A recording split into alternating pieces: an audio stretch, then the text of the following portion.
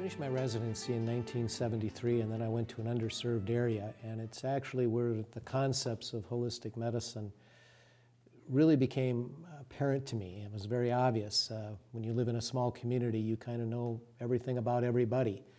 And I kind of likened it to going fishing, that 90% of fish are in 10% of the water, and about 90% of disease seem to be accumulated in about 10% of the population. If you consider the fact now that 2/3 of Americans are overweight, and 1/3 seriously overweight, that's going to be the biggest contributor to disease other than smoking for at least the next decade or so. Yeah, I suspect that's true. Environment is not something that changes somebody overnight. It's over years and years of living under certain influences that often diseases emerge.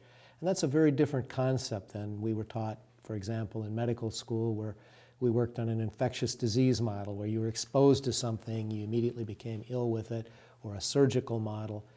I think right now what we're seeing is really this chronic disease model. What we're talking about is people's biology interacting with the environment in a way that ultimately produces disease or health. 2/3 of people with migraine have food allergies that precipitate them, and if they avoid the common things, it'll minimize their headaches. Why doesn't that take off? There's a couple ways that I would look at migraine.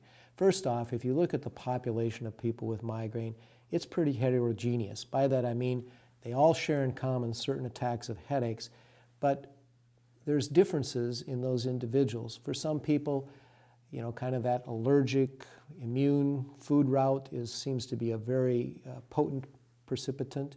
For others, it's environmental factors that they may come in contact with, bright sunlight, strobing of lights, such as that.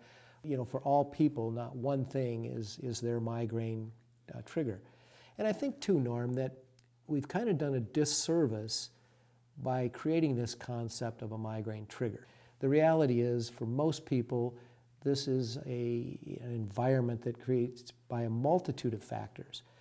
For example, if it's a woman near the time of her menstrual cycle and her estrogen levels are falling, she's been under some stress at work and not sleeping real well, she has a fight with her spouse that morning and then decides to, she didn't have time for breakfast, and then gets into her busy day and there's more and more stress.